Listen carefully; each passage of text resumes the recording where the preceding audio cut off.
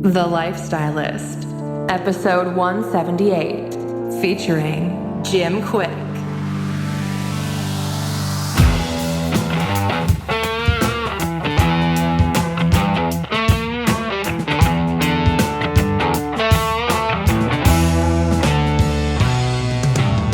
I'm Luke Story, a former celebrity fashion stylist and founder of School of Style.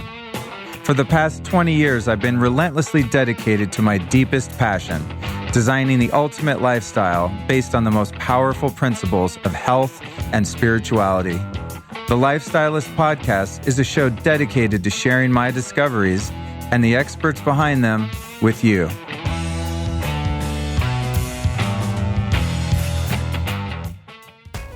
One of the reasons I started the Lifestylist podcast is simply because I am obsessed with learning. So if you listen to the show, you know that I'm very curious and like a sponge when it comes to interviewing my guests.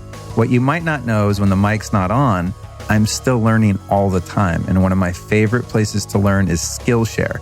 Skillshare is an online platform with over 20,000 classes.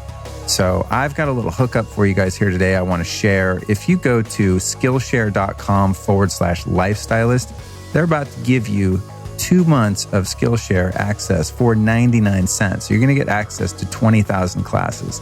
That's Skillshare.com/lifestylist. Now, the things that I like to learn on there are totally random. I'll want to learn something on piano or guitar or learn how to take better iPhone photographs, or even just step up my social media and video production game.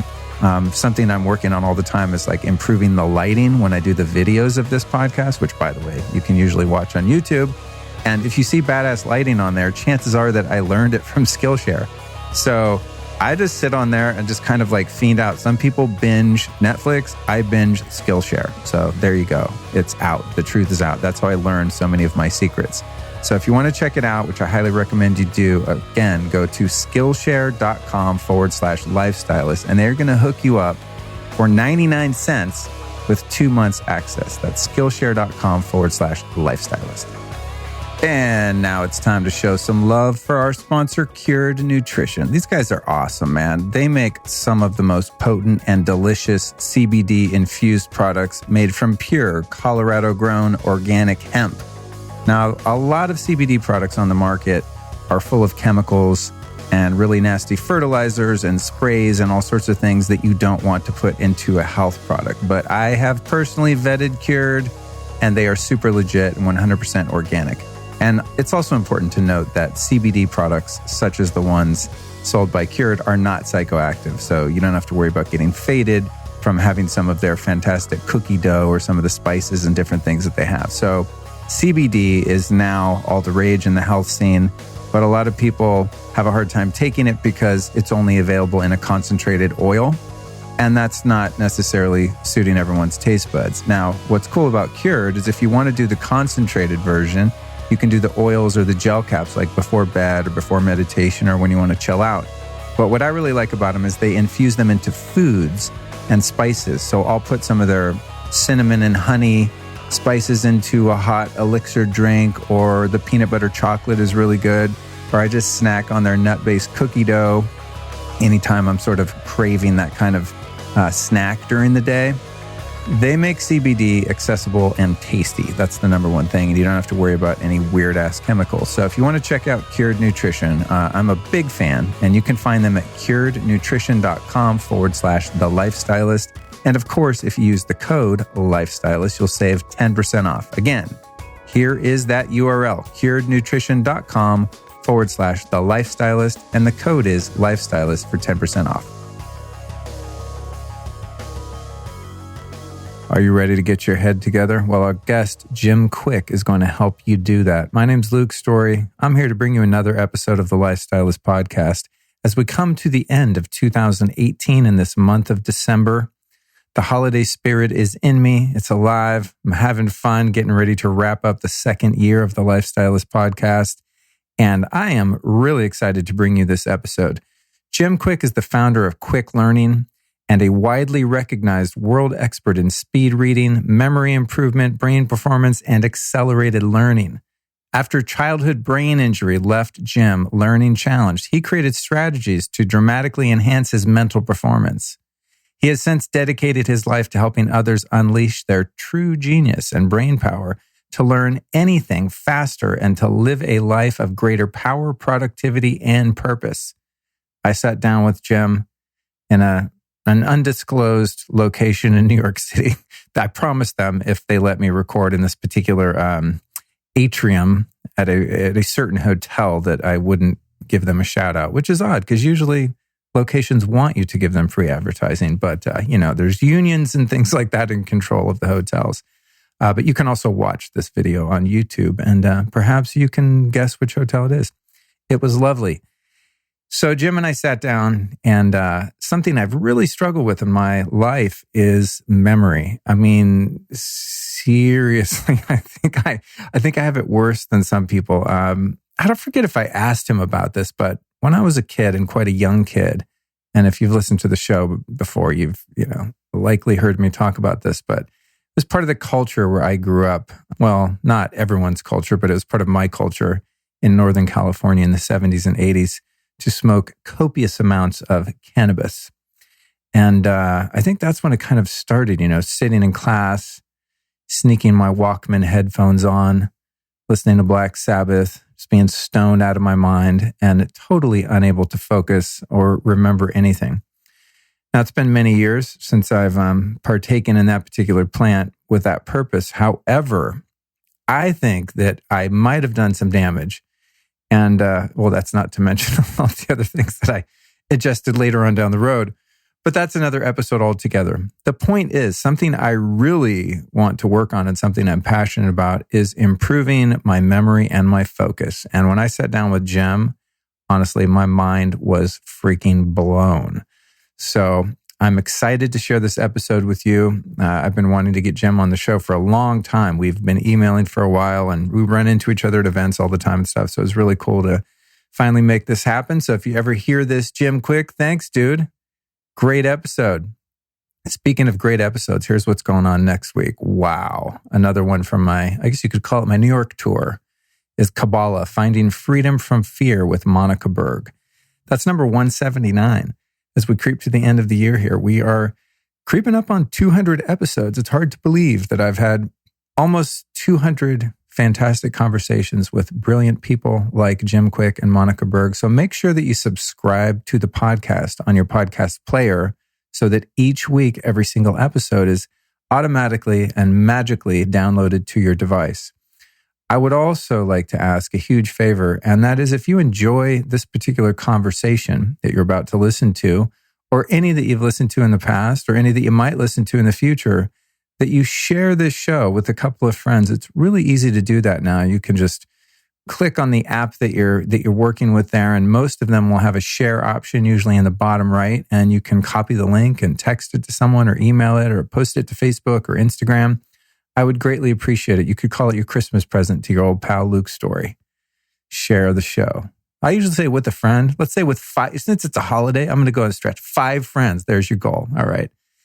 And then I've got one event coming up on December 14th, 15th, and 16th. That's the Neil Strauss Society Intensive, all about biohacking. I'm going to be there. My former guest, Matt Maruka, is going to be there.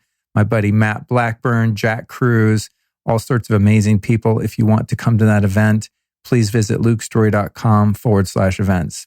All right, here's what we talk about in this episode with the brilliant and entertaining Jim Kwik. If knowledge is power, learning is a superpower, and Jim Kwik can help you become a superhero. What it means to become superhuman, to learn twice as much in half the time. The fact that if you have issues focusing and remembering, there's nothing fundamentally wrong with you. It's not an IQ issue. It's not about your intelligence. Why our smartphones are making us stupid. How to release damaging self-stories tied to your school-age traumas. How to read 30 books in 30 days. Yes, even you that doesn't like to read. That one is tough for me, man. I can listen to 30 books in 30 days, but wow. I have a lot to learn from our guest here. How to audit your self-talk and stand guard at the doors of what enters your mind. Eliminating the extra noise to focus on the most important things. The fact that there's no such thing as a good or bad memory, just trained memory or untrained memory. The fact that 1/3 of our memory is determined by biology and genetics. The other 2/3 is up to us and is completely within our control. And finally, why knowledge is not power. It's only the potential for power. So here we go, folks. Speaking of memory and focus, I want you to remember to share this episode with a friend. And I'd also love for you to join the Lifestylist Podcast private Facebook group. If you open Facebook and use the search bar there and just search for the Lifestylist Podcast, you will find me and about 3,000 other podcast fans in there talking about all things health and wellness and spirituality. And other than that, I think it's time for me to set you free and have you take a deep dive into the recesses of your mind with our guest, Jim Kwik.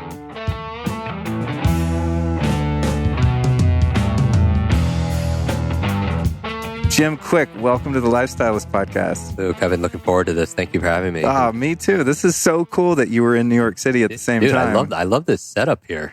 You know, I got to say, I had this plan hatched where I got a great hotel room. The hotel desires to remain anonymous for publicity purposes, but we're on the Lower East Side, and I got a room with an amazing terrace. And I was like, October, it'll be perfect temperature. I'll set up all my cameras and all my stuff out on the terrace. And then I got here and it was like 50 degrees and freezing wind. Yeah. So yeah, I set it up in my room, but it was a little awkward to kind of, hey, come in, it's a tiny ass hotel room. Like, hey, come in my bedroom and like record. It was just weird. So I found this spot and no one seemed to yell at me so far. So yeah, it's great natural lighting and relatively quiet. So here we are. So do you live sometimes in New York and LA, or are you just traveling like me? I'm bi-coastal, so I'm in Los Angeles and New York City. Oh, cool. Yeah. Nice. I grew up not too far from here in Westchester. Oh, really? Yeah. Oh, cool, man. Yeah. All right. So let's get right into the thick of it here. I've heard your story before on a number of occasions. I've listened to you on a lot of podcasts. I've seen you doing public speaking gigs and things like that. And I think I relate because, things that happen in your childhood, things that were said regarding your intelligence, your brain, things you heard in school left a really negative imprint on you. And then as an adult now, you've not only managed to overcome some of those erroneous beliefs about your ability to learn and your intelligence, IQ, et cetera, but now you're actually teaching people like me that there are no limits in terms of what we're capable of. So in the interest of time, let's get just a brief snapshot for the audience of what happened when you were a kid and the messages that you got around your ability to learn and remember and things like that. Sure, Luke. The quick of it, pun kind of intended. Is, Dude, you have a name. You can't not pun your name. I know. It fits with everything. All right. It's really my last name. I didn't change it to do what I do. You could say my life, my destiny was pretty much planned out. I had to be a runner in school, which is a lot of pressure when your name is Kwik. That's hilarious. And I get to do my dharma, which is teaching people how to learn faster and not frantic fast, but with a calm and a peace. And that's really my passion, my mission. As you mentioned, when people see me on stage live, I'll do these demonstrations. Well, I'll have like 100 people stand up and I'll memorize their names in real time, or 100 numbers or 100 random words. But I always tell people, I don't do this to impress you. I do this to express to you what's really possible. Because the truth is, every single person who's here with us could do that and so much more. We just weren't taught.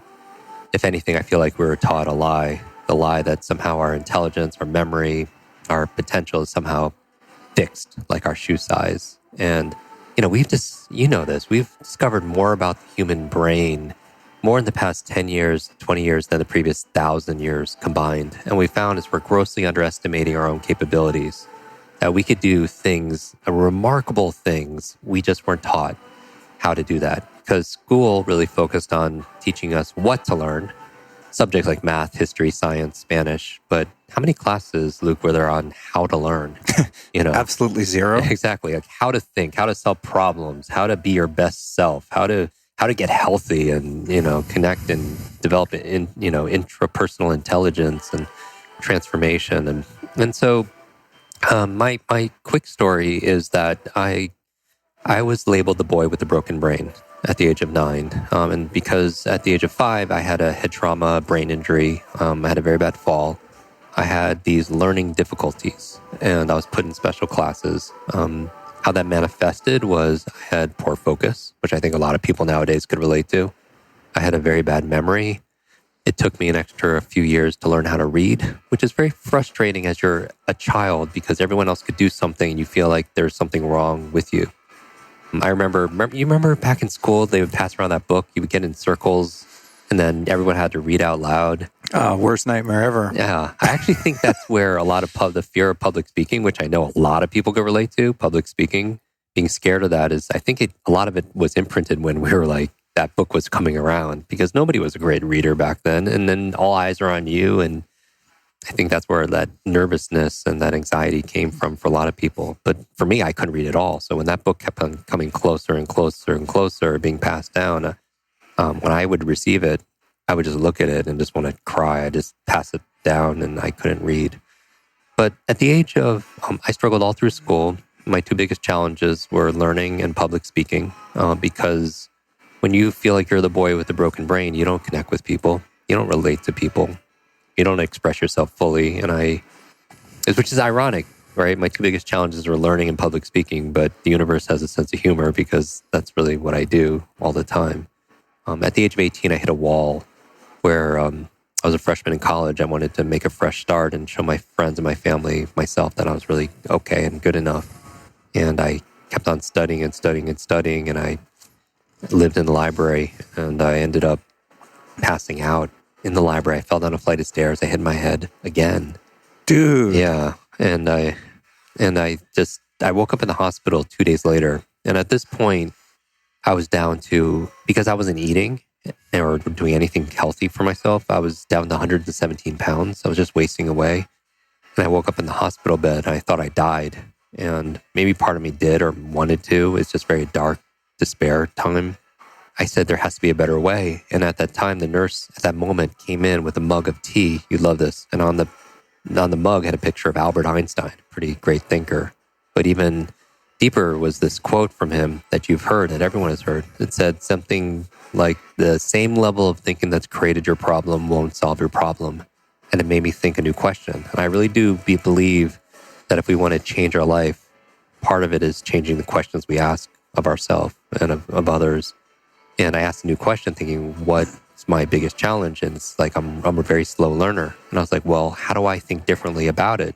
And I was like, well, maybe I can learn how to learn. And that put me on a quest for really understanding how my brain worked. Because I wanted to solve this riddle about how does my brain work so I could work my brain? How does my memory work so I could work my memory? And I started studying adult learning theory, some brain science, speed reading, old 2,000-year-old mnemonic devices back in ancient Greece, like everything I get my hands on to give me an advantage. And about 60 days into it, Luke, a light switch just flipped on. And for the first time in my whole life, I started to understand things. I started to have better focus. I started to remember things. I started to read faster, think clearer. And as my grades improved, I couldn't help but I was actually really upset, if I'm honest, thinking like, why? I was angry. It's like, why wasn't I taught this back in school? And so I started to share it with friends and I started to tutor. And one of my very first students I was tutoring, she was a freshman. I remember it's yesterday. She read 30 books in 30 days. Wow. Could you imagine going online and picking up 30 books and reading it in a month? I would like to. And she... I can imagine it, but yeah, it's a stretch. I wanted to find out not how she did it. I know how because I taught her, but I want to know why. I'm extremely interested in human motivation like you are. Like why do some people do things that they know they should do and other people don't, right? And I found out by going back to the power of questions, asking a question, and I found out that her motivation was her mother was dying of terminal cancer and was given 2 months to live, just 60 days to live. And the books she was reading were books to save her mom's life. Books, right up our listeners' alley, books on health and wellness and energy, alternative medicine. And I wished her luck. I said prayers. 6 months later, I don't hear from her. But 6 months later, I get a call from this young lady, and she's crying, and she's crying and crying. I can't get a word out of her. But when she finally stops, I find out they're tears of joy. that her mother not only survived, but is really getting better. Doctors don't know how, they don't know why. They actually called it a miracle. But her mother attributed 100% to the great advice she got from her daughter that learned it from all these books. And at that moment, I realized that if knowledge is power, we've all heard that, then learning is your superpower. That if knowledge is power, learning is your superpower. And it's a superpower we all have inside of us. And, my mission in life is really showing people how to unlock that power. And my mission is, because I was the boy with the broken brain, I don't want people to suffer and struggle and not feel like they're enough. It's just because if you're overloaded right now, if you're listening to this, if you feel distracted more than ever, if you have memory loss, if you can't focus, concentrate, it's not completely your fault. It's just we weren't taught how to do those things. And my whole life is about taking nouns and turning them into verbs. Like a lot of people say they don't have, I don't have creativity. I don't have focus. I don't have a good memory. I don't have motivation. I don't have memory. Those aren't things you have. Those are things you do. And by saying those are things you don't have a memory, you do a memory. You don't have focus, you do focus. You don't have creativity. There's a process for creativity. And so I believe genius leaves clues. So my life over the past 25 plus years of teaching this full time is I just want to uncover those patterns of genius. There's always a method behind the magic. When somebody can learn a language faster, when somebody can learn a musical instrument or a dance step or do the things that I do, like remembering names and such, or read, I read a book a day. You still do? I still do. Oh, that's so awesome. I'm a solid 5 books a week because I believe leaders are readers, because I think our most valuable asset we have besides our brains is our time, because our time is the one thing we can't get back. We can always make more money, but we can't get back our time. And if somebody has decades of experience like you do, and somebody puts it, in a book, and you could sit down in a day or two or a few days and read that book, you could download decades in a days. And that's what I'm really excited about, is showing people their real potential, and make it extremely fun and practical. So as I understand the story, when it comes to that term, having a broken brain, did you not hear an adult refer to you while you were in the room? Like, oh, yeah, that kid has a broken brain. And unfortunately, it's sad because I don't think it was done from a bad place. She was a teacher, was talking to another adult, talking about me, thinking I wasn't paying attention or maybe didn't hear, saying that's the boy with the broken brain. And, for the parents listening to this, or anybody who has a child or was once a child, adults have to be very careful with their external talk, because your external words become a child's internal words. So that became my internal talk, where when I didn't do well on a book report or a test or exam or a quiz or not picked for the soccer team or whatever, which was all the time, I would always say, oh, it's because I have the broken brain. And you know what I mean? Yeah. And that became my self-talk. And I think I do. We're talking about principles of accelerated learning. We talked about questions being the answer. We talked about human motivation, understanding what drives you. But the other thing is really understanding our own self-talk, because I remember I was running a marathon and I was reading one chapter of the psychology of running a marathon, and it said this verbatim, word for word, because I'm a memory expert. It said, your brain is like a supercomputer and your self-talk is a program it will run. So if you tell yourself you're not good at remembering names, you will not remember the name of the next person you meet, because you program your supercomputer not to. All right, this opens up a line of questioning. And I asked about that belief, or that, express talk that became your self-talk getting stuck, because in my own life subjectively, I have a really thorough drug history, and I started using when I was a little kid, like, knee high, a little bit above knee high. And when I was a kid, they told you, oh, if you smoke marijuana, it kills your memory and it gives you brain damage and all this kind of stuff. And so even though I continued to do that, I always had this idea as I was doing these things, and then off into my 20s, and thankfully finally stopped at 26 hopefully permanently. But when I popped out of that at 26, I really had this strong belief that I had brain damage and that I ruined my brain and that I damaged it beyond repair. And I've caught myself a lot saying words like, oh, I have a horrible memory. Oh, I can never remember names. Oh, I'm always late. And I catch myself and it's part of, I don't know, it's interesting because it's like when you get to know someone, you share things about yourself. And sometimes those things you share might actually be false beliefs that you're reinforcing. So it's like, I struggle sometimes with acknowledging the fact that I have trouble remembering. Right.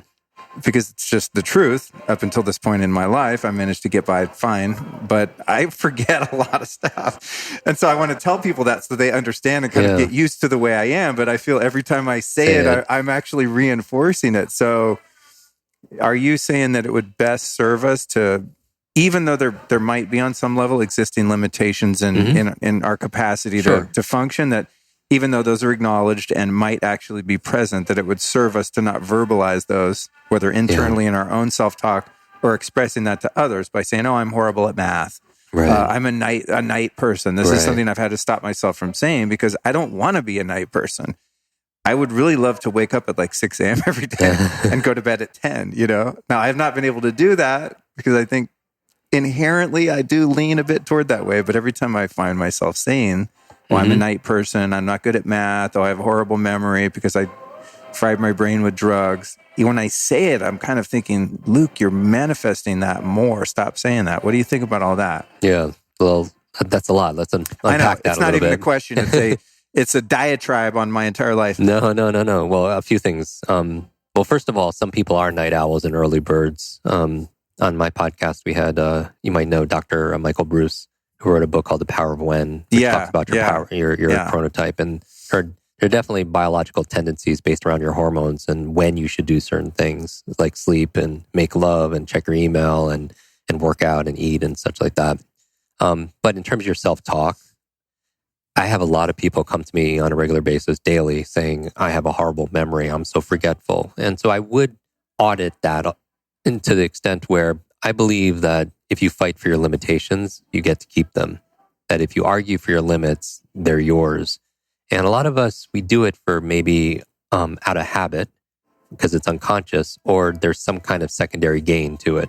Like when somebody says they're so busy, a secondary gain might be getting some kind of sympathy, or secondary gain might be them feeling important because I'm so busy. Must be important, but the problem is when people wear this badge of honor saying they're busy, because a lot of people say that often, then you start getting this reward for it, and you start designing your life to be busy all the time, and you wonder why you're stressed and overloaded. And so I think your words have power. I would also say that if people understood how powerful their mind really was, like right now, when we're having this conversation, anyone listening, they have literally hundreds of millions of neurons, brain cells firing off and wiring. And if you understood people understood how powerful their minds really was, they wouldn't say or think anything they didn't want to be true. And that sounds really, and now understood that you can't have, having one negative thought is not going to ruin your life any more than having a donut is going to ruin your life. But it's the consistent, energy that you put into that. And so I would say is audit your self-talk, and stand guard to the doors of what goes into your mind, because it all plays a part. That your mind, I would say this, your mind is always eavesdropping on your self-talk. And there are little things you could do. I just had on my show Dr. Daniel Amen, who is he's written big brain guy. 10 New York Times bestselling books, including Change Your Brain, Change Your Life, and he calls it killing ants. Kill those ants. Ant stands for automatic negative thoughts, and something simple you could do. I mean, there's so many different ways of changing negative self-talk and beliefs. Anything from EFT, like tapping, to on different meridian points, to even adding a simple word like yet. I don't have a great memory yet, right? There you go. That's great. Because it changes the feeling, because words have strength to it. Even like I did an episode on the power of gratitude, how it rewires your brain. And it's so interesting because what you appreciate appreciates. The things you appreciate in life, you get more of, right? Because it becomes self-reinforcing. But even when people say, oh, I got to pick up the kids, I got to work out, I got to journal and meditate today. Even switching a word like God to get I get to pick up the kids. I get to work out. I get to journal today. There's a totally different feeling around it. And a big part of learning is your state and how you feel. Because I believe the key to a long-term memory is information is forgettable. There's too much information, right? Think about all we learned in school and the periodic table. And we don't remember any of that because it's purely information. But information combined with emotion becomes a powerful long-term memory. And everyone could probably see this to be true because is there a song you could hear that could take you back to when you're a teenager? Because information combined with emotion really stores that memory, right? Or is a food or fragrance, you could smell it, it could take you back to when you were a child, right? So information. So part of what I do with helping people learn faster is to be able to amp it up because all learning is state dependent. All learning is state dependent. In fact, like most people don't, what was the primary state people felt back in school? Like what was the primary emotion? Boredom. Frustrated. Exactly. Like half the room is bored, the other half's frustrated. But boredom on a scale of 0 to 10 is 0. So information times emotion is the long-term memory. Information, anything times 0, if boredom is 0, is 0, right? And you wonder why you don't remember things. And I feel like, one of the reasons people they are drawn to your work in the community is there's high levels of emotion. Like when we've spoken at various events together and panels and such. When people up the level of emotion, it increases their level of engagement and the level of retention. Because that's my big thing. A lot of people will go to listen to a podcast or they'll read a book, but within 2 days, this is the stats, within 48 hours, 80% of it is lost. Which is so insane, right? Within 2 days, you can lose 80% of what you learned. And that's why I think memory is important. Because Socrates said learning is remembering. And people are like, well, Jim, why do I have to remember things? Because I have everything on my phone. Well, that's the big struggle there is something called digital dementia. You're going to hear this term in healthcare wildly. Basically, we've grown so dependent on our smartphones that our smartphones are making us stupid, meaning that our smartphones keep our to-dos, it does simple math, it keeps all the phone. How many phone numbers did you know growing up as a... Oh, you knew everybody's phone. Everybody. Now, how many... And it's funny, I actually remember my mom's phone number. Actually, my dad's too. My mom and dad's phone number, but my mom's number's been the same since 1980 or something, know? But yeah, when I was a kid, of course, but how many do you know like right now? Probably 3. Right. 3 or maybe 4. It's funny because I just signed up for a yoga pass and I had to put an emergency contact and I lazily didn't want to get up and grab my phone to get someone's number. And I was like, it doesn't matter who the person I put is. I just thought, whose number can I remember? And I think I remember one of my brother's numbers. So maybe that's like 3, mom, dad, and one brother, maybe. Okay. So but it serves to support your point. And my point to drive it in is people could say, well, why do I need to remember all these phone numbers because I have a phone? I completely get it. And I don't want to memorize 500 phone numbers, but we've lost the ability to remember one. Or a conversation we have with somebody, or a PIN number, or a passcode. And I believe 2 of the most costly words in life, or even in your business, are "I forgot." Think about when you forget things, how it makes you feel. And how frustrating it is. I forgot where I put it. I forgot that conversation. I forgot what I just read. I forgot to go to that meeting. I forgot what I needed to say. I forgot that person's name. I mean, that's probably a big one for a lot of people. We're going to talk about that. You meet somebody, you get their name, and then the name just disappears. So I believe 2 of the most costly words are "I forgot," because memory lapses, they cost us time and opportunity and credibility. And just think about it. If you forgot half of everything you knew, how productive would you be? If you forgot half the words, half of your expertise, half of the people you wouldn't be able to perform the way you perform. But if you could learn twice as much in half the time, how much more effective would you be?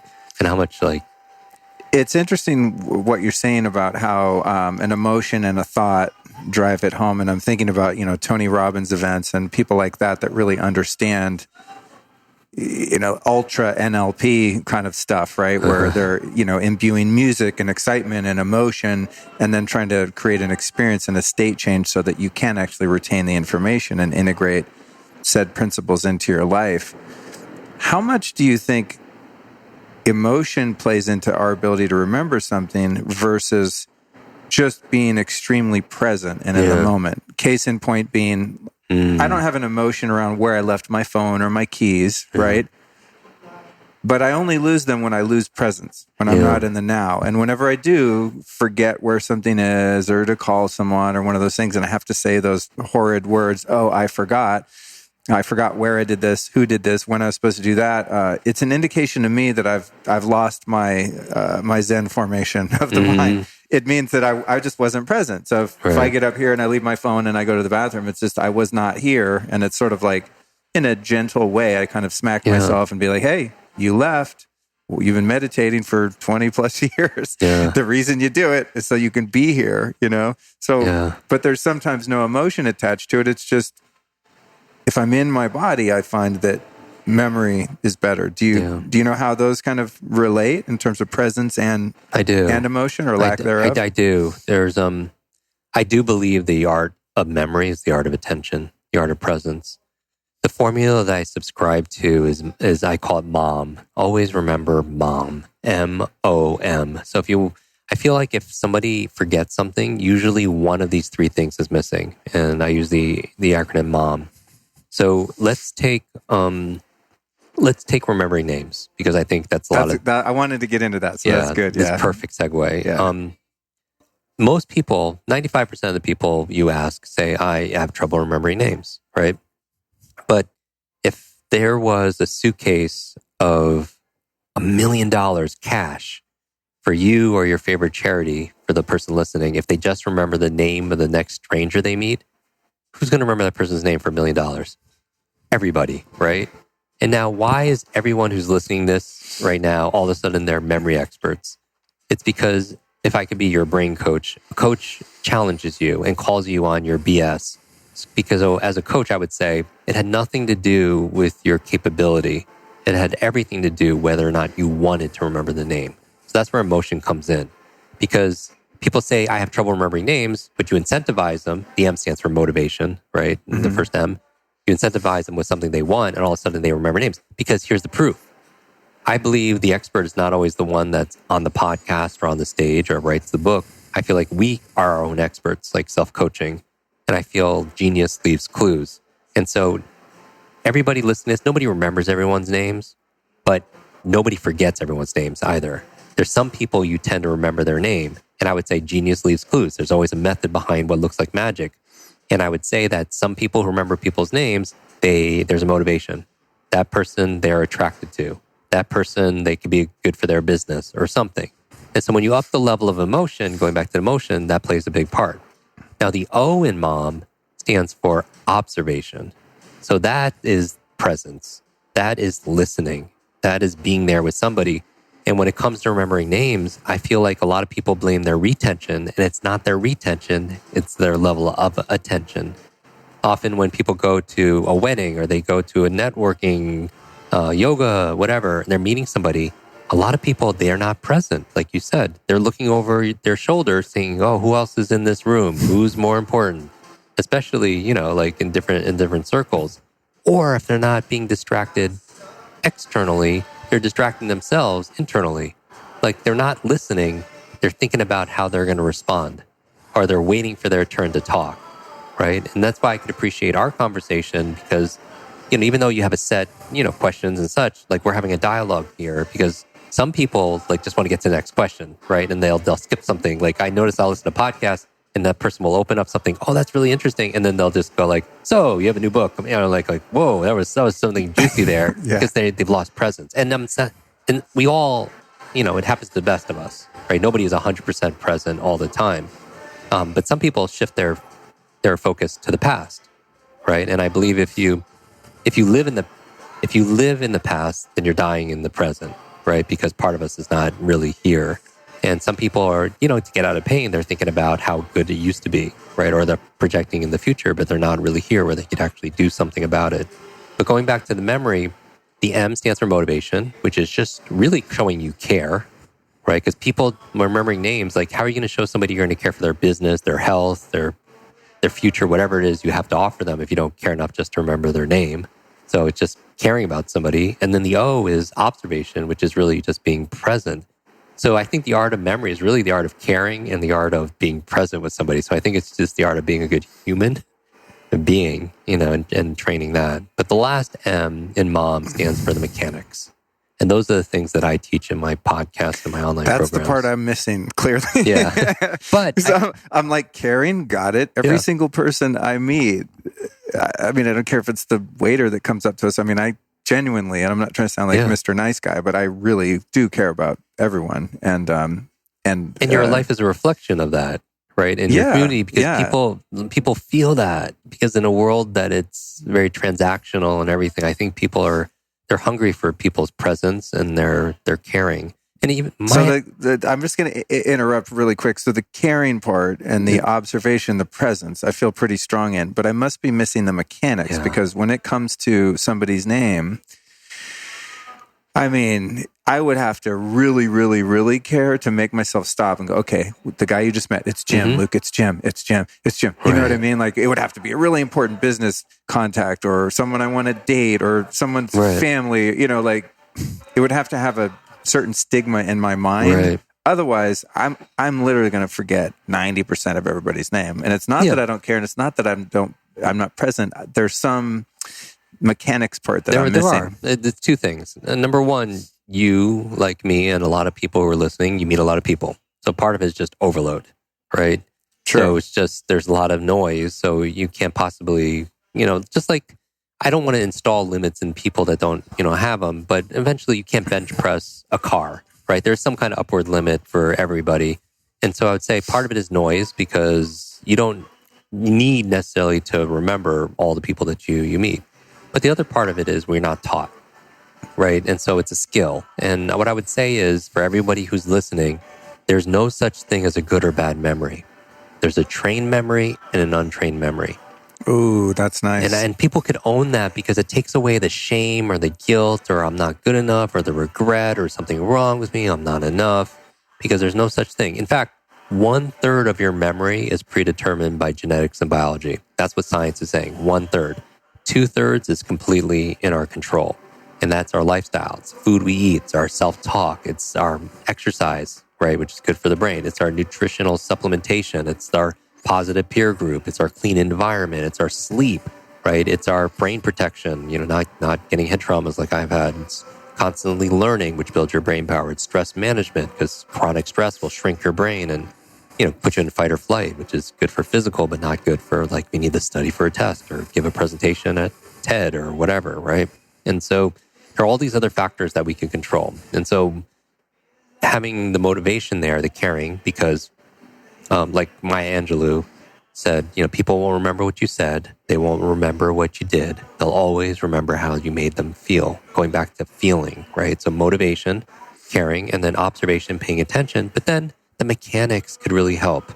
I train people like comedians how to remember jokes. I've trained so many of the TED speakers on the main stage how to remember their 18-minute talks, or actors memorizing scripts, or financial individuals be able to remember, things in their portfolio, because I feel like that's a real force multiplier.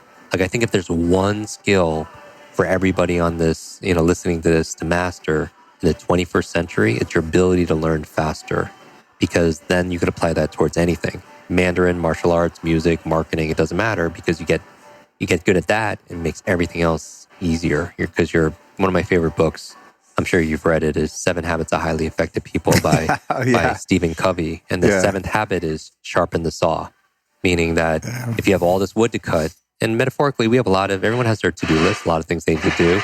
But if you have a dull blade, like, you don't want to sweat and suffer and struggle cutting wood with a dull blade. You want to sharpen it, and then you can cut it easier. And for me, the ultimate saw to cut, to sharpen is to sharpen our mind, because then everything gets easier. We'll be right back at you after this brief but important announcement. If you've been listening to the show for a while, you've probably figured out that I'm a pretty hardcore researcher when it comes to finding healthy products, right? Well, one of the things I've been searching for a while is the #1 best organic bedding that you can find. There's a lot of cheap, crappy stuff out there. And so I was really excited when I found this company, Altera Pure. And I got them on the phone when I thought about running their ads. And I do this with everyone, by the way, that I run ads for. I got them on the phone and I really grilled them about their whole process, the company philosophy, where the cotton comes from, where it's made, how it's made, who's making it, the freaking water that goes in the soil. You guys know I'm hardcore. And Altera Pure passed my test, my scrutinizing test with flying colors. These guys make not only really well-made and safe bedding, but it is actually really soft and comfortable. I don't know, they cracked the code on making soft organic sheets, which are actually quite rare. A lot of the organic stuff is like freaking sandpaper. So these are just beautifully constructed sheets that are really good for you. They're organic, no pesticides, they're non-GMO, they're very environmentally and socially sustainable. And they also are just very transparent. You can find out anything you want to know. You can call them. I don't know if you'll talk to the CEO, but you'll talk to someone. They'll answer any question you have, and they will prove to you beyond the shadow of a doubt that they are, in fact, making the healthiest bedding in the world. So if you want to check it out, go over to alterapure.com. That's alterapure.com. Enter the code LIFESTYLIST at checkout and save 15%. Pretty cool, right? I always try to get you guys a discount. It works out well for everyone. I win, the company wins, and you win. So go to, once again, alterapure.com. Enter the code LIFESTYLIST, and you will save yourself 15% off your order. And now, back to the interview. When you meet someone, say, you're at a small event and it's low key, there's maybe 10 people there or something like that. So it's manageable. What do you literally do when you meet someone to remember their name? Oh, completely. So let's go back to the mom. Because this is one of the most, sorry to interrupt again, but this is one of the most embarrassing lapses in memory. It's like, if I forget to email someone back, you can make up for it, you can make amends, you can let them know or something, you forget your keys, but when you meet someone and they're right in front of you. Yeah, they're right in front of you. And then 5 minutes later, you have to be the guy that's like, I'm sorry, what's your name again? And if it's not a short-term issue, it's like a long-term issue. It's like you're at Air One and somebody taps you on your shoulder and you see somebody you recognize, but for the life of you, you don't remember that person's name, right? Or where I met them, right? Either, which is, and what makes it worse is when that person has the audacity to remember your name. Well, here's the funny part of that, and please hold the part A of the question. But there's another weird thing here, and I'm sure you experience this a lot because you're a pretty famous guy, and speak at these huge events and all this kind of stuff. You've been doing this for a long time.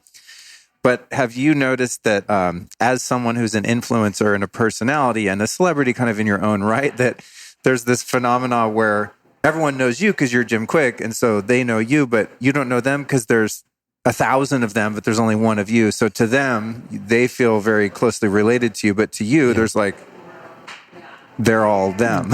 It could be that. I think a lot. I think, you know what I'm saying? It's like I had an event last week, and there was a bunch of people there that I'd met before, and some people listened to the podcast and stuff, and they're like, "Luke, hey," and I kind of would remember the face, but they remember me more because they listen to the podcast or watch YouTube videos or something. So to them, they were just like a blip in my life, whereas I might have a more significant role in their life as someone that they listen to or watch and things. Yeah, you get what I'm saying? I do. I mean. There's, I think remembering names is important, and nobody is perfect at it. I'm not, but it's a trained skill. And no matter how popular somebody is or how many people know them, I feel like that we could do our best that we can to be able to remember other people's names. So going back to mom, motivation, to turn that into a practical brain hack, if you will, I would ask yourself when you're meeting somebody brand new, ask yourself a simple question, because we talked about in the beginning the power of questions. Ask yourself, why do I want to remember this person's name? It's very, very simple and it's common sense, but it's not common practice. So and come up with an answer too, like fight for it. Like maybe I want to do some business. Maybe I want to show this person respect. Maybe I want to make a new friend. Maybe I want to practice these things I learned from Jim, right? Because what I practice in private, I'm rewarded for in public, right? Maybe I'm using this opportunity to level up, right? Because if you can't come up with one reason, you won't remember. And I always tell people, reasons reap results. Reasons reap results, right? Start with why. So ask yourself, why do I want to remember this? Just like if you're studying anything, you say, why do I want to study this? Because if you don't have a reason, it's not going to work. The O in mom, observation, a tactical thing you could do is just to listen. Like I remember the second time I had the opportunity to meet President Bill Clinton. The first time was very, very brief.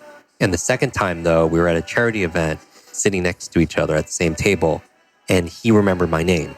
And I was blown away. But then I was like, okay, he knew who was sitting, at the table. Like his assistant told him. But then he remembered our last conversation. And that was over a year before. And I was like, there's no way somebody fed him that information. So I was like, I'm the memory guy. Like, how do you do this? What technique are you using? He was like, Jim, growing up in Arkansas, my grandfather would get all the kids in the living room together and tell stories. But what was different is at the end, we would all be ready because he would quiz us to see if we were each paying attention. And I noticed when he was telling me this story, he was really like you, like very present. Often like I posted a picture on Instagram. It was me, President Clinton, Ashton Kutcher, Ashton's twin brother, which I didn't know he had a twin brother, Forrest Whitaker, and Richard Branson. So there were a lot more important people at that table. Damn. Like you look at that picture and you're like, who photoshopped that Asian dude on that table? But you looked at it and then like, you're like, there are a lot more important people. But it's like when he's talking to me, he's like talking to me and there's no one else that's there. And I feel like we could all, here's the thing. Everyone, regardless of everyone's political ideology, would agree that President Clinton has high level charisma, connector, great communicator, but he's got incredible memory and great presence. And I think his incredible memory and his incredible presence comes from being powerfully present. That his incredible memory and his powerful presence comes from being powerfully present with other people. And I feel like, just like you were saying, I feel like it's something we could all do. We just have to decide to do it. And then it's a muscle. Because a lot of people are building their muscles of distraction with different things, especially these, smart devices. Oh my God. Because I have a video, it's been seen by 35 million views just the past couple months. A YouTube video? It's on Facebook. Oh, okay. And it's just talking about the challenges of this phone, because the first thing people do when they wake up, when they're most in this relaxed state of awareness, right, to be creative and to plan their vision of their day, is they touch their phone, which rewires your brain for two things. It rewires your brain to be distracted. Every like, share, comment, cat video is giving you a dopamine flood that just, along the motivation learning centers of our nervous system that makes things addictive. But it's also not only training us to be distracted, it's training us to be reactive. Meaning that if the first thing you do in this meditative, relaxed state is check your voicemail and your texts and emails, like then you're in defense automatically. Like how are you going to plan an incredible day, much less a life, when you're just reacting to everything that's going on in the world, right? My friend Brendan Burchard, who I had on the show, he has this saying that says, your inbox is nothing but a convenient organizational system for other people's agenda for your life. Oh my God. So you know true. what I mean? And then, so true. And I'm not saying don't check email, but I'm just saying, what if you listed 3 things that would make today a win, and then you didn't check your messages until you did like one of those things? So you build some momentum towards something that's important to you. But going back to remembering names, going back to mom, motivation, find your motivation in remembering names. Like, why do I want to remember it? And then the O is observation, just being present. Silent. Like even if you look the word listen and scramble the letters, it spells another word perfectly. It spells the word silent.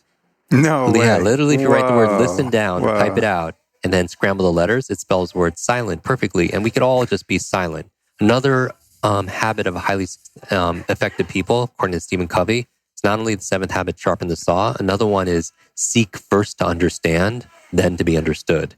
Seek first to understand somebody, then to be understood. And that really is just listening to somebody. Like a lot of people want to be interesting and they talk about their skydiving and what they do with sharks or whatever it is. And I don't really think that bonds people as much as being interested, as opposed to, most people want to be interesting. And I think people really, especially if you're in a business or entrepreneur or you're in sales, nothing sells like sincere interest in somebody.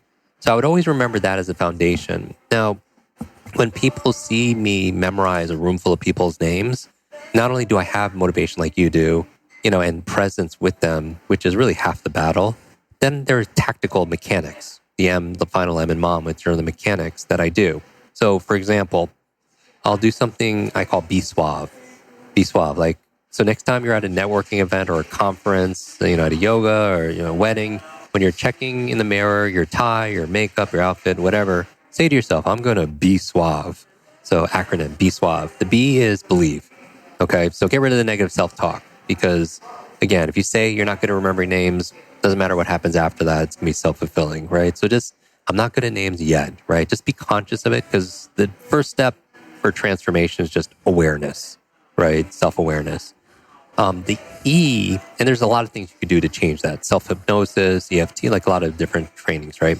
The E in Be Suave stands for exercise. And what I mean by that is not physical exercise, although people who are more physically active will do better on mental acuity, they'll have better focus, they'll have better memory. The prime principle is what's good for your heart is going to be good for your head. So what's good for your heart is exercise, good blood flow, oxygen to your brain and such. So practice. But I mean, that's what I mean by exercise, not just physical exercise, but practice. Practice makes progress, right?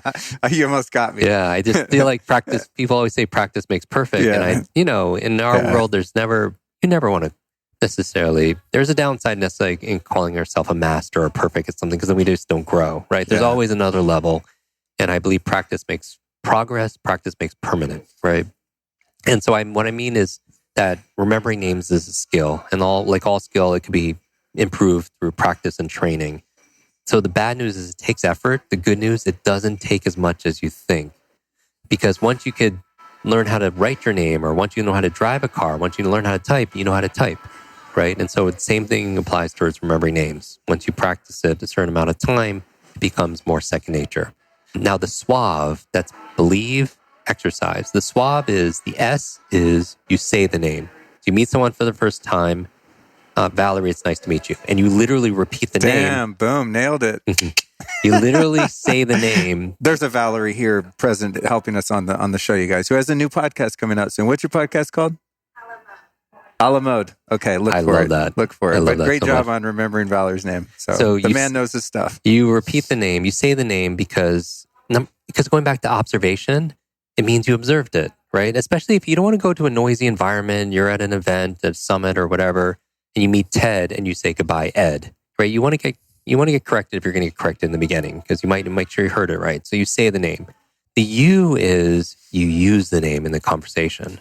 Now you use it, you don't abuse it. Valerie, it's really nice to meet you. Valerie, what are you supposed to talk about? Valerie, wow, look at this amazing equipment. That would be an abuse, right? But you want to use it 1, 2, 3 times in the conversation intelligently. But it could be annoying if you use it too much, just like was it a Seinfeld episode? They had a close talker. Like it was that person that was like a couple inches from your face. I know the type. There was a Seinfeld episode about remembering names, because Seinfeld's all about nothing and about everyday things. Jerry was dating somebody, was intimate with her, didn't know her name. And every time she would go to the bathroom, he would try to sneak in her purse and find her driver's license. Every time Kramer or George came over, they would introduce themselves, try to get the name out. And it rhymed with a part of the female anatomy. That was the episode. Okay. If people could refer back to that. Now I'm racking my brain for all of those anyway, so the going back to the saying it, you say it, and then you use it in the conversation. The A in Be Suave stands for ask. And remember, I opened with questions are the answer. I would say, what's everyone's favorite subject? It's not entrepreneurship. It's not personal growth. It's not yoga. It's themselves, right? And I think that this works really good. Asking about a person's name works really well for names that you're not familiar with, right? 80% of names you meet are pretty ubiquitous, right? Like Luke, Jim, Valerie, Michael, Chris, like names you've heard before. But you meet an Afzal or Rudiger or somebody, then you can ask, what can you ask about a person's name? I don't know, like, how do you spell it? Where's it from? What does it mean? What's the origin? Are you named after this? I mean, there's so many questions you could ask about it. And for example, I was doing a training at the country's largest life insurance company, about 100 people in the room, and the training director's name was Nankita. And I was like, wow, that's a beautiful name. How do you spell it? Where's it from? And I said, what does it mean? And she paused. I'm like, what does it mean? And then she looked at her coworkers and it said, my name means graceful falling waters. And I was like, wow, that's beautiful. And then a lot of her coworkers and based on that, I was like, wait, stop for a second. I was like, how long you worked here? She's like, a little over 4 years. They're like, you know a lot of people here? She's like, yeah, I know all of them. A lot of good friends at my wedding. I was like, I talked to the audience. I was like, raise your hand if you knew that's what Nankita's name meant. And out of 100 people, how many people raised their hand? Not one person. Wow. Right? And I would say, you've heard the phrase, a name is the sweetest sound to a person's ears, right? It is like literally the most important word out there for somebody. It's their identity, right? Who they are. And I would say that, really asking about a person's name can create that bond. Not only was that person a long-term client for years and years and years, but having that connection to someone's name. So ask about a person's name. Where's it from? How do you spell it? What does it mean? And it works really well because it gives you more associations. Plus, by asking these questions, it forces your observation, going back to the power of focus and presence. And then finally, the V and the E in Suave. The V stands for visualize, meaning, Luke, you mentioned this actually in passing. I bet you're much better with faces than you are with names. Like you see somebody and you're like, I remember your face. Totally. Like you never say the opposite. You never go to somebody, and say, hey, I remember your name, but I forgot your face. Right. That wouldn't make any sense. But the reason why is our visual cortex is very large, and we tend to remember more what we see than what we hear. Actually, there's a Chinese proverb that says, what I hear, I forget. What I see, I remember. What I do, I understand. What I hear, I forget. I heard the name, I forgot the name. What I see, I remember. I saw the face, I remember the face.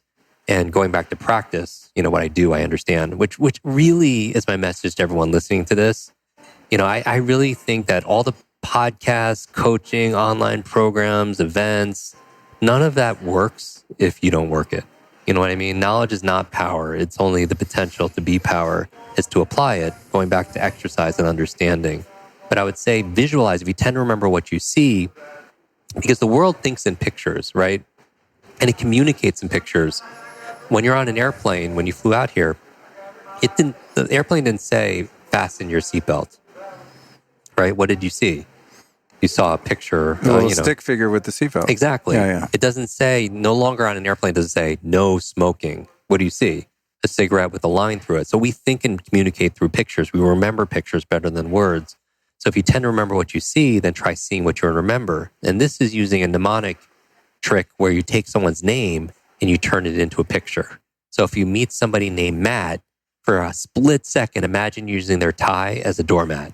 And you're like, Jim, that's so silly and childish. But who are the fastest learners? Like children, right? Children learn quickly. And part of it, honestly, is because they play. But people say, oh, I stopped playing because I grew older. No, maybe you grew older because you stopped playing. And the fastest learners play all the time, right? And so what I would say is be playful about this. Use your imagination, which really is a superpower. If a person's name is Mike, imagine you meet someone named Mike. Like say you're meeting 10 people, like you said, at a dinner party or whatever. Meet Mike. For a split second, when he says, hi, I'm Mike, imagine them jumping on the table and singing karaoke on a microphone. And remember, if it makes you laugh, information is forgettable, but information combined with emotion makes it more memorable. And then when you say goodbye, 2 hours later, like, oh, what was that guy doing? Oh, he's singing karaoke on the table. What's his name? Mike, right? And that's the reminder because and then once you know, by the way, these people's names, the true memory, then the pictures disappear. So you meet this one named Mary, and imagine you meet Mary, and imagine for a split second she's carrying 2 lambs underneath her arms. Like Mary had a little lamb, right? Or you meet a Bob, I use apples, or bobbing with apples, right? You meet Carol, and she's singing Christmas carols or whatever. But it gives you more of an association and a picture, and that's why you're more likely to remember it. Because it's like something called the Baker-Baker paradox. I don't know if you've read research on this, where they'll take a focus group, and they'll have somebody walk in and say, hi, my name is Mr. Baker, and leave. And then they'll have somebody else walk in and say, hi, I am a baker, and then leave. Somebody else say, hi, I am Miss Taylor, and leave. Somebody else walk in, hi, I am a tailor, and leave. Right? And that will just repeat. Then they bring the people back. And then which one do you think the focus group remembered? The occupation or the name? Occupation. Across the board, right? Wow. Now, but it's the same. What research scientists don't understand is like same word. Tailor, tailor, baker, baker. It's only the same literally word. Why would you remember the occupation so much more than the name? Well, their occupation could have some future relevance to you. Mm-hmm. So there's motivation or relevance. Yeah. It also gives you tailor, a story. I need a tailor. Right, exactly. And there's an association there also. Meaning, and there's a story there. Like someone's a baker, you can know a little bit about their life. And you could see these things, like the person dressed up like a baker and stuff. So the visual memory is very powerful. So the V in Suave means visualize. So if you meet a John, you could picture, whatever you picture for John. And then poor John. Finally, the E in Suave stands for end, meaning you say their name when you say goodbye. Because if you could walk into a room of 20 strangers and leave saying goodbye to every single one of them using their name, who are they all going to remember? Oh, damn. They're all going to remember you. That's player move right there. Yeah, and that's a standout skill. Because especially in this world, because it's not just you remembering them, you want them to remember you. And because most people forget names and they fumble over names, just having that one little ability, and again, anyone can do this, no matter your age, your background, your career, your education level, your financial situation, your gender, your personal history, your IQ, it's all trainable. That's incredible because it seems, I guess, for those of us that haven't ever put any effort into training, that it's an IQ issue. And that's, I think, a really, another one of those negative self-beliefs, right? Is that, oh, wow, you have a good memory. Oh, you must be smarter than I. Meanwhile, you see people that have a horrible memory, or they just haven't been trained to use it, and they're very successful in a number of ways. So they have intelligence, And I think that we kind of equate those oftentimes because we don't know that there is even a skill set to get us there. I think they should have. I think it should have been the fourth R in school. In this school system, they teach you 3 R's: reading, writing, arithmetic. But what about remembering? What about recall? What about retention? Remember, Socrates says, learning is remembering. Because if you don't remember it, you don't know it. And the reason why it's important in today's day and age is, I think everyone would agree that their life, everyone who's listening to this, our life is a reflection of our decisions, that we've made to this point. Right? What we're going to do, where we're going to live, who we're going to be with, all that. But we can only make a good decision based on the knowledge that we have.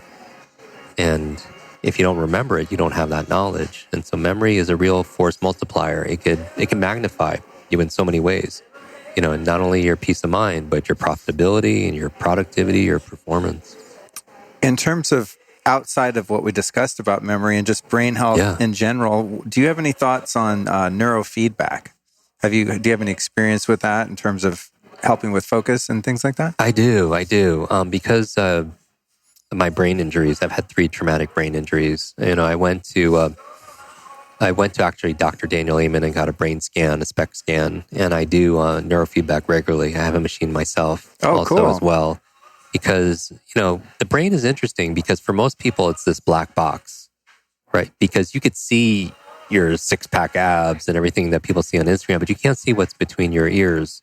And Dr. Amen has this comment saying it's interesting because a lot of those doctors, they treat the brain without looking at the brain, like a psychiatrist or something, as opposed to like a cardiologist will look at your heart, or somebody will look at different organs, but your brain, it's really not. And so I've done a lot of that. I've gone to 40 years of Zen, and I've done nice. I went to that too. Yeah, very much so. Yeah. And so I feel like the more your brain is this incredible supercomputer, but it doesn't come with an owner's manual. And I feel like if you want to improve your self-esteem for those people who don't feel like they're enough, I feel like we won because you just study your brain. It'll improve your self-esteem overnight. It is so amazing. I mean, the amount of connections that are there, the billions of neurons and dendrites and synapses. It's like the cosmos in there. And so neurofeedback is very powerful. Have you by chance scanned your brain with Dr. Amen and then done a series of neurofeedback and then gone back? Have you seen like quantitative results visually? Oh, wow, my brain lit up in this dormant area or anything like that? I do a lot of things, right? I have like a float tank, in my home. I do the cryotherapy. Dude. I do my infrared, and I do a lot of things that I do. My meditation, I do twice a day. Always. And so I do a lot of things. And that's my thing with everybody is people need to find out what the combination lock is for them. Before I was talking about a good brain diet because what you eat matters, especially for your gray matter. We did a podcast episode on my show with the top 10 brain foods, and how to just, because, they're very neuroprotective because what you eat matters, especially for your gray matter also as well. But optimizing your sleep, that's a big one. I suffered and struggled with like sleep apnea for a long time, and that was hard because I would stop breathing 200 times or more a night. Whoa! And I wake up suffocating. So everybody has their own challenges. Did you end up finding a solution to that? Yeah, I mean, I did a lot. I did a lot in terms of personal care.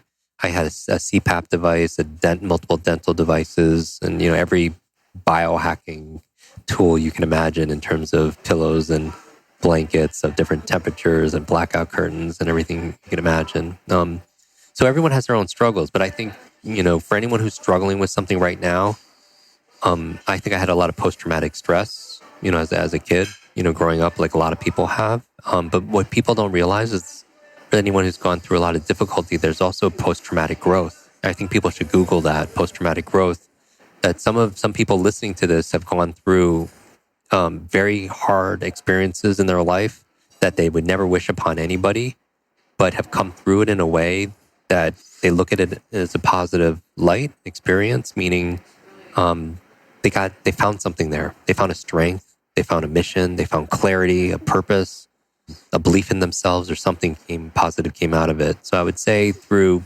struggles could lead to strength, through challenges could lead to change, that difficult times could diminish you, or they could define you, or they could develop you. But either way, we decide. We always decide. Something I wanted to cover in our last couple minutes here is procrastination. I've heard you share some really great stuff on that, and I know I'm not alone in the audience and host here in that oftentimes, you kind of mentioned it earlier when you said how the inbox can become our to-do list, and how about if we just set the intention, hey, I'm going to write down the three most needle-moving, big picture things that I can do today and at least accomplish one of those before I go to email. I know for myself, I'll have that idea, but oftentimes you get this false satisfaction of, well, I'm getting shit done. I'm answering my emails. Right. I walk the dog. I'm kicking ass. And it's like, not really. I'm avoiding eating the frog, so to speak, by keeping myself busy with the minutia. So my subconscious kind of thinks I'm getting stuff done and being productive, but it's not the stuff, capital T, capital S. Okay. So what are some ways that we can really just dive in and get the things that are important done and not put them off because they're seemingly difficult or whatever the case may be? I would say this: if you're listening to this right now, you struggle with either procrastination or self-sabotage, where people will take a step towards something, but then stop or take a step back, that kind of thing. A few things. Number one, it's been my experience that the treasure you seek is hidden in the work you're avoiding. The treasure you seek is hidden in the work you're avoiding, or that you're scared of. You know what I mean? It's so true. It's like that cave, if you will, like in Star Wars, that you get a feeling and it makes your life harder. And so what I'm looking for in my life are focal points. I did a recent episode in a power plant, and I opened the podcast with, one day the power plant just stops. All the workers are freaking out, and they're like, what's going on? And the operations manager doesn't know what to do after hours and calls the local technician, and it's like, you got to help me. You save my business, please. We're in a lot of trouble here. Everything's shut down. It's dead quiet. And technician's like, you're lucky, I'm around the corner. Technician shows up, and the power plant's huge. And in the power plant are all these beams. And on these beams are all these electrical boxes, right? He goes to one specific beam, the technician. He goes to one specific electrical box. He puts a big X on it with a marker. He opens up the box, and inside, as you imagine, there are bolts and wires and screws. He looks around. He finds one specific screw. He turns it not a quarter of an inch, and then bam, the entire power plant turns back on. And the operations manager is like, oh my God, you saved our business. Thank you so much. He was like, what do I owe you? And the technician looked at him and was like, that would be $10,000. And the operations manager was like, what? You were here for 5 minutes. All you did was turn one screw. Anybody here could have turned that same screw. He's like, give me an itemized bill. He was like, no problem. He reaches into his back pocket, notebook, takes out a piece of paper, writes really quickly, tears it out, hands it to him. And the guy looks at the bill, and he's like, I understand. He goes to his desk, he takes out his checkbook, writes a check of $10,000, hands it to him.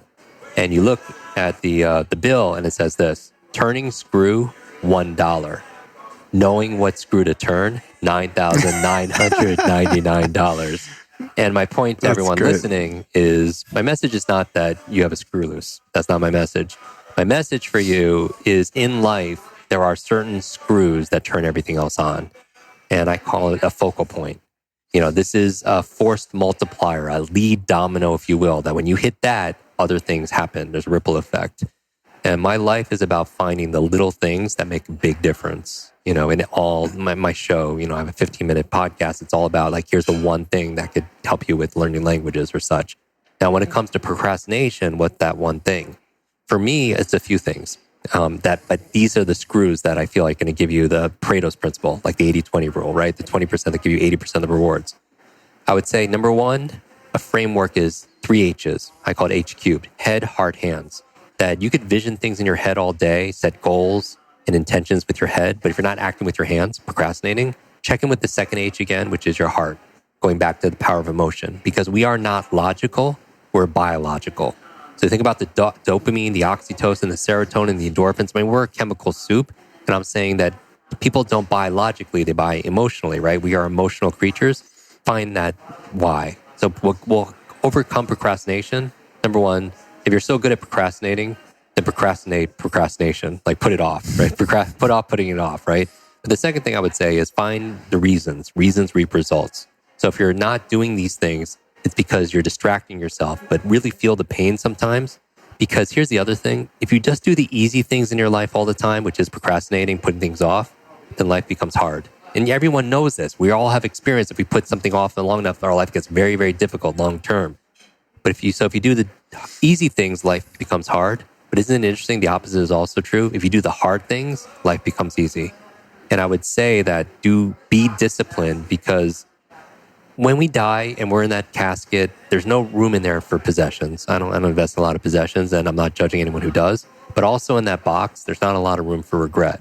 And they say that, discipline weighs ounces, regret weighs tons, right? So do the things you need to do and life will get easier. The other thing I would say when it comes to procrastination is there's something called the Zeigarnik effect. And it's a term in psychology. There's a psychologist, she was in Europe, and she noticed that at this cafe, the wait staff would remember all the orders. Have you ever like a waiter or waitress like this? They remember like all the orders, drinks, and everything else like that. They would remember all the orders until they were delivered. And once they were delivered, they would forget it, right? And her last name was Zeigarnik. They called the Zeigarnik effect is if you start something, you have an open loop, your mind really wants to close that loop, right? So the other way of overcoming procrastination is to break it down into bite-sized pieces, because most people, it's a big monster and it's too intimidating, so they never approach it. But if you break it down and just start somewhere, anywhere, you're more likely to finish that thing. And the last thing I would say that's going to help you crush, I did this video on YouTube. I have a 10-foot Hulk in my backyard. And so if you search Jim Kwik smash procrastination, Hulk smashes. So I did 5 tips on smashing procrastination. I did a podcast on it. The last thing I would give you is a framework of why you avoid doing things. Okay, so watch this. This is going to blow people's minds. All of us have a behavior we want to change. We either want to add it or subtract it. We want to stop smoking. We want to start meditating. We want to move every day, whatever, right? There's behavior. But motivation and willpower only gets you so far, right? If you have to psych yourself up to do something every single time, that's not sustainable, right? The reason why it's not is because you're ignoring the other levels. All right, so here's another level above behavior. It's this level called capability. Capability is your training or your skill set, right? So a lot of people, let's say they want to read 30 minutes a day, right? I like to get people reading at least 1 book a week. That's my thing. If you could read, most people read 2 books a year, but if you could read 52 books a year, you have an advantage like nobody has. Do you count listening to a book in that recommendation? Yeah. But okay. Because we have podcasts and such, I like listening to them at 1.5 or 2x or faster. You could learn that fast, but nobody could read that fast. But there's so many studies that show that people who read, it's the number one brain exercise, bar none, is reading. And I can explain it another time. But so let's say you want to read 30 minutes a day. Some people do not read 30 minutes a day because they don't have the capability, because they're not good readers. It makes them tired. They lose focus when they read. They read a page in a book, get to the end, and just forget what they just read. It's so boring for them, they start counting how many more pages they have left in that chapter, right? So if they were better at it, there's something called the competence-confidence loop in psychology, because as you get more competent, you get more confident. And as you get more confident, you're more likely to do the thing, you get better at it, and it becomes a positive cycle. So number one is behavior. Don't try to change behavior. Look at your training or capability. But even if you have the capability, like you know how to remember names, but you're not doing it, check the next level, right? The behavior is you want to remember names. Even if you've listened to this podcast, you know how now, and you're not doing it because you have the capabilities, check the next level, which is beliefs and values. Because if you have a belief like, oh, I have a horrible memory, then you're not going to remember names. If you have a value saying, oh, remembering names is not that important, you're not going to you're not going to do the behavior, right? And it can come off like you're procrastinating, but it's just an issue on belief or values. And then look at the highest level of identity, which we've spoke about. The identity is like the two most powerful words in the English language are I am, because anything that comes after that becomes your life, your destiny, right? And so the behavior is you might want to stop smoking, right? That's the behavior. Capability, maybe you're trained on self-hypnosis on how to stop smoking. Maybe you even value your health. But if your identity is, I am a smoker, not going to happen. Because you're trying to address it at the behavior level, like, oh my God, I can't. So that's the problem. You got to address it at the identity level. So if somebody's behavior is they procrastinate all the time, but their identity is, I am a procrastinator. You see what I'm talking about? Yeah. And then there are interventions at each of those levels. All the change work people you've had on your show on how to adjust this. I'll give you one last level though. Below behavior is this level of environment, right? Somebody might want to change the behavior about eating good food, but they're around people that just are snacking all the time or smoking all the time. That environment affects that, right? So like somebody could behaviorally want to remember more people and be more extroverted, remember names, but they're not in an environment that allows them to do it. It's going to affect. Now, going back full circle, I opened this conversation saying questions are the answer. The difference that makes a difference is in people's thinking, and thinking is but the process of asking and answering questions. There are 5 primary questions you learn in school, the 5 W's, and then the H, right? What, where, why. So watch this. Identity is the highest level. That answers the question of who. Beliefs and values answers the question of why. Capabilities answers the question of how. Behavior answers the question of what. And the environment answers the question of when and where.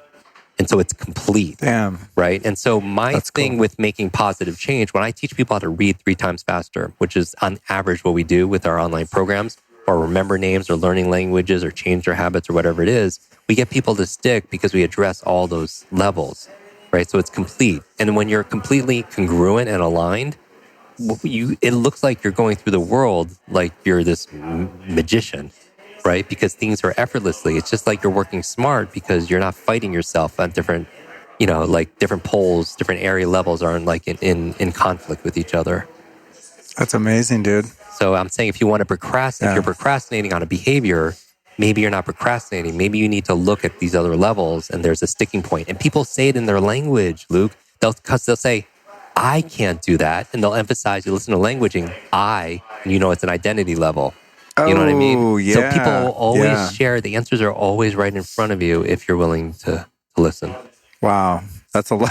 That's a lot of value, dude. That's some great information. Thank you so much. Lately I've gotten out of the habit of listening to my own show. I did it for the first year and a half or so just to make sure I wasn't screwed it up too bad. And I just wanted to fine tune.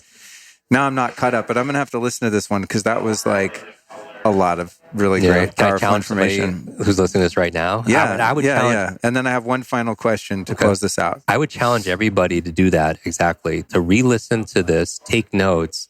And my final words of advice for this is if you want to learn faster, teach it to somebody else. I find that if somebody had to re-listen to this episode and teach it to like their friend or their spouse or their kids or there's somebody they work with, they would pay attention better. They would take better notes. They would ask better questions and do all these things, right? They would make it their own. I believe when you teach something, you get to learn it twice. So I challenge everyone who's listening to this right now to take a screenshot of this episode, to post it on social media, Instagram, wherever, tag both of us and teach us something. Like share your big aha from this episode. And then when you teach it changes your identity because I think the best teachers are the best students.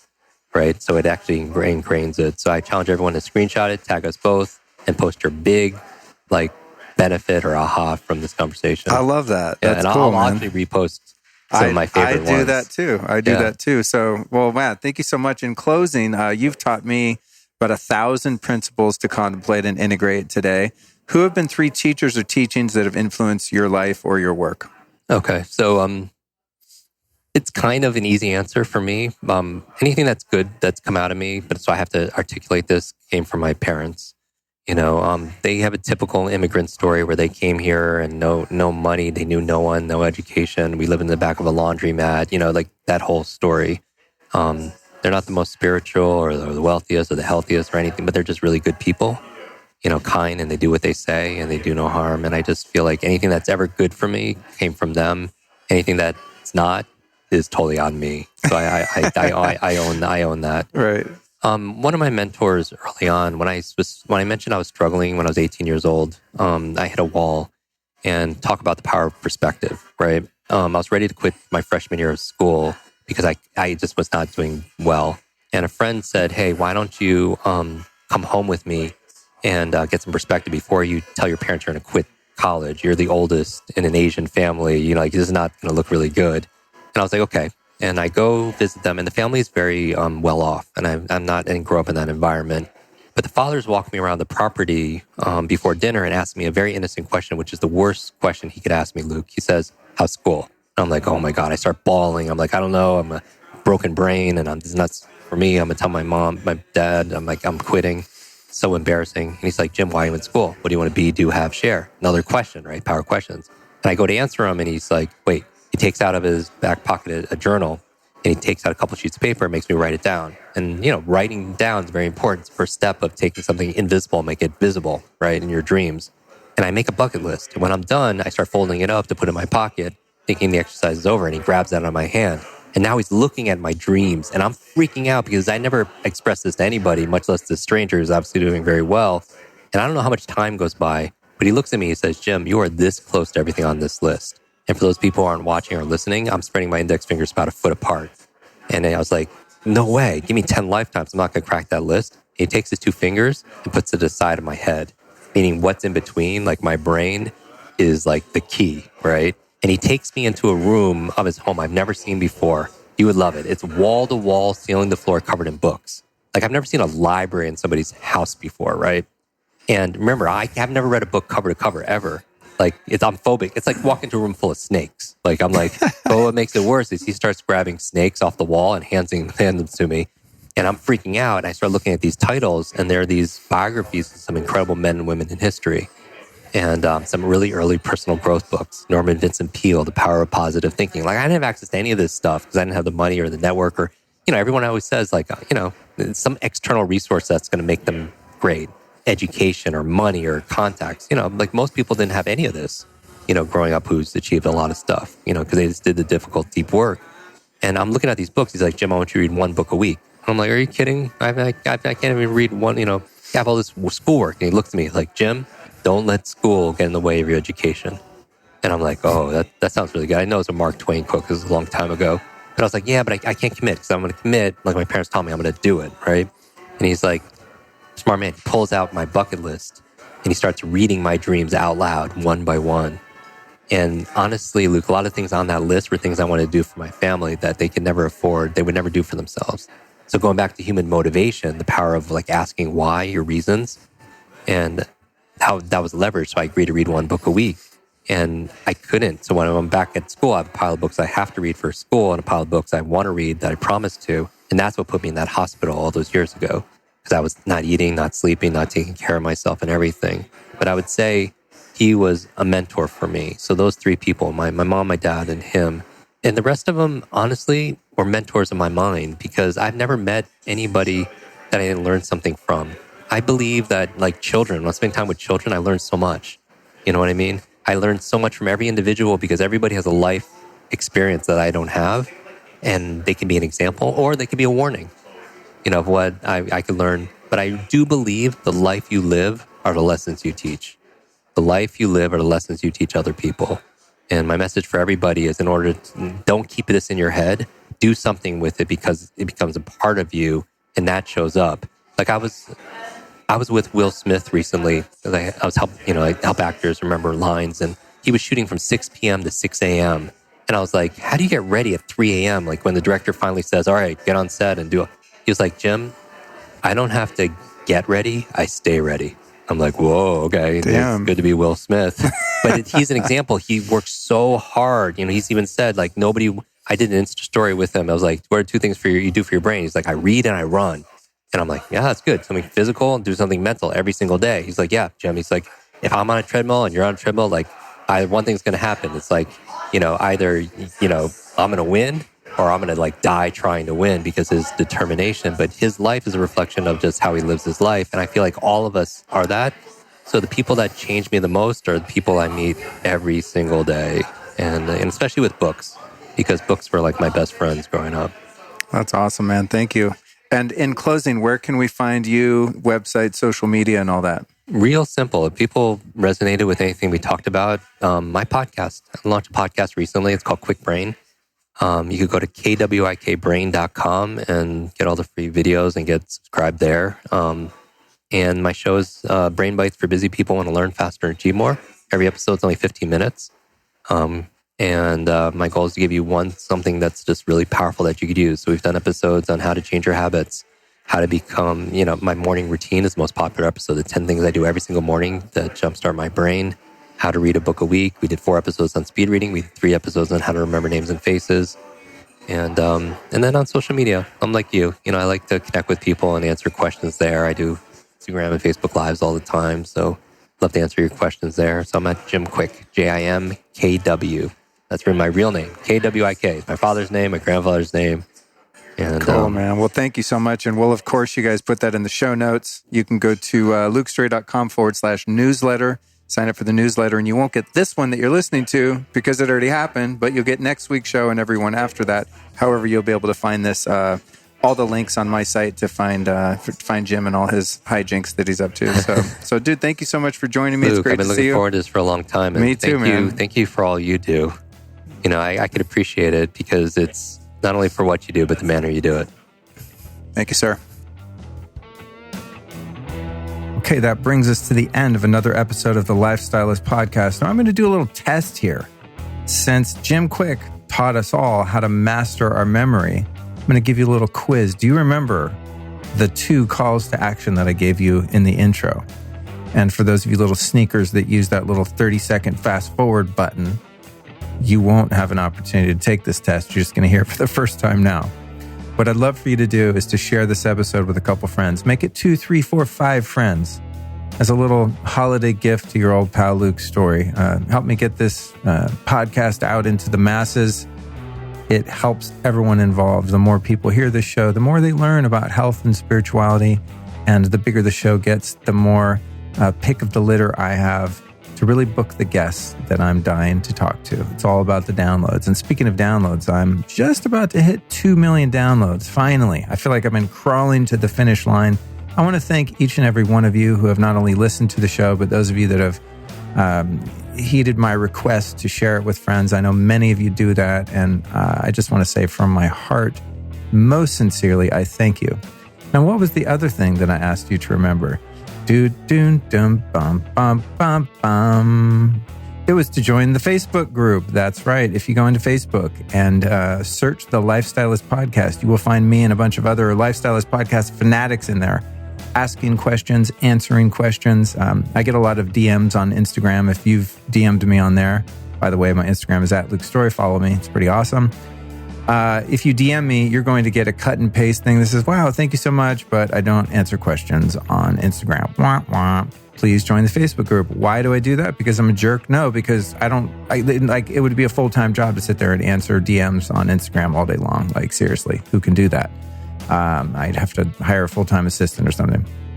But they wouldn't know the answers because they're not me. So if you have questions about anything we cover on the show, please join the Facebook group and I will do my best to answer. In fact, I answer most questions in there. And I had an idea today, actually, because the group is growing so fast and there's so many damn questions, I can't even keep up with the ones in Facebook. But by the way, I also answer them in Facebook because then it's not just one selfish person that gets to benefit from, what's hopefully a valid or useful answer from yours truly. But 3,000 people get to hear the answer. See how that works? Better ratio. I was thinking, though, since there's so many questions in there and many of them are very redundant, because somebody just joined, they don't know that we've already had conversations about like the best EMF-proof clothing or whatever. Sometimes like people will kind of co-moderate and be like, dude, he already posted that last year or whatever. It's not your fault if you join late to the party and you don't know that we've already been talking about something. But what I thought to do, which could be cool, is perhaps to do some Q&A episodes. That's something I've been wanting to do for a really long time. And I thought, man, in the time that I'm sitting here typing links and answers to all these questions in the group, I could most certainly just copy and paste those into an Evernote document like I'm staring at right now, which has the outro information for this Jim Kwik episode. And I could just, rock the mic like I'm doing right now and do my best to answer the questions. So if you join the Facebook group, it's very likely that I might just shout you out on the show. I guess I will just use your first name in the spirit of anonymity. So don't worry about that. It is a private Facebook group. So if you ask questions in there, I'm not going to put you on blast on the show for thousands to hear, but I will be doing some Q&A shows or something like that. So please join the Facebook group. And then I'd also love for you to tune in next Tuesday for Kabbalah, Finding Freedom from Fear with Monica Berg. Now, Kabbalah is a teaching system that I've been peripherally, is that a word? Peripherally. Kabbalah is something that I've been interested in somewhat over the years. It's it's on the outskirts of my area of study. Couple books on it, talked to a couple experts, people into it. I kind of get the gist, but I've really been dying to do a show on it, and I finally did. She is quite a big deal in the Kabbalah tradition and kind of worldwide scene with the Kabbalah centers and all of this stuff.